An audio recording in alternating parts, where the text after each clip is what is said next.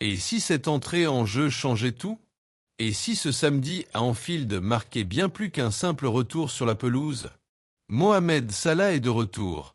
Mais à quel prix? Mis à l'écart, critiqué, frustré, parfois même humilié aux yeux de certains supporters, le pharaon de Liverpool a vécu l'une des périodes les plus tendues de sa carrière chez les Reds. Des mots forts, une déclaration choc, une mise à l'écart en Ligue des Champions, puis le silence.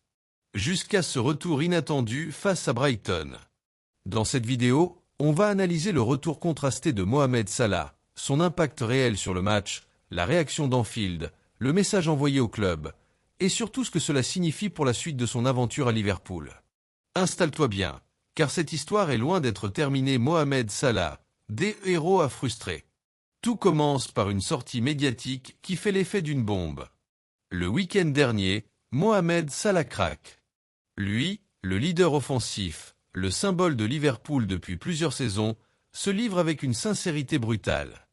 Je suis très déçu. J'ai tellement fait pour ce club au fil des années, et surtout la saison dernière. Maintenant, je suis assis sur le banc et je ne sais pas pourquoi. On dirait que le club m'a jeté sous le bus. Des mots lourds de sens. Salah se sent abandonné, incompris, presque sacrifié. Rapidement, la planète football s'enflamme. En Angleterre, les critiques pleuvent. Certains parlent d'un joueur vieillissant, d'autres d'un ego mal placé. Résultat immédiat, Salah est écarté du match de Ligue des Champions face à l'Inter Milan. La fracture semble réelle.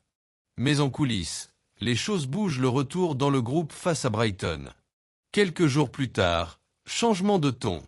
Les tensions semblent s'apaiser après un entretien entre Mohamed Salah et Arne Slot, l'entraîneur des Reds.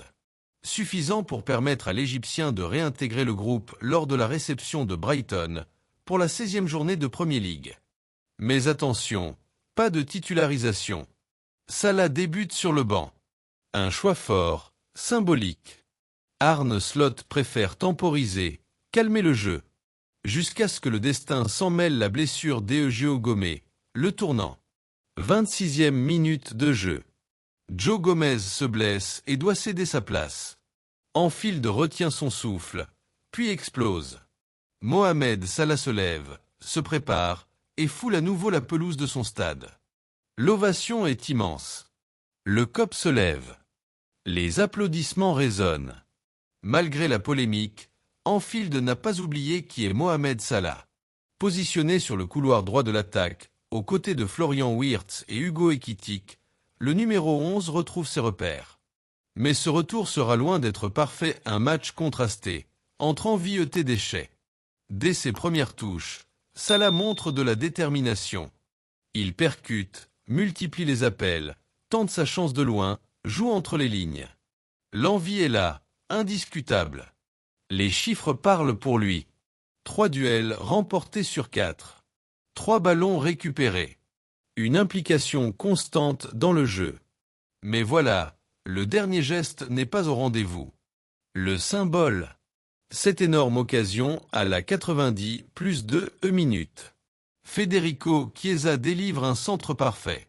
Salah est seul. Et il rate. Un raté qui résume son manque de confiance actuel. Quelques minutes plus tard, une passe totalement manquée en fin de match vient confirmer cette impression. Salah veut trop bien faire, mais son football manque encore de lucidité malgré tout. Mohamed Salah ne sort pas de ce match bredouille. Sur corner, il dépose un ballon parfait sur la tête d'Hugo Ekitike, auteur d'un doublé et grand artisan de la victoire des Reds. Une action décisive. Une preuve que, même diminué mentalement, Salah reste capable de faire basculer un match. Grâce à ce succès, Liverpool remonte à la 6e place de Premier League. Et Salah, lui, continue d'écrire l'histoire des records historiques, malgré la tempête. Au coup de sifflet final, un autre chiffre retient l'attention. Mohamed Salah devient le joueur ayant inscrit le plus de buts, 188, et délivré le plus de passes décisives, 89, pour un seul club dans l'histoire de la Premier League. Un record monumental. Un rappel brutal. Salah n'est pas un joueur ordinaire.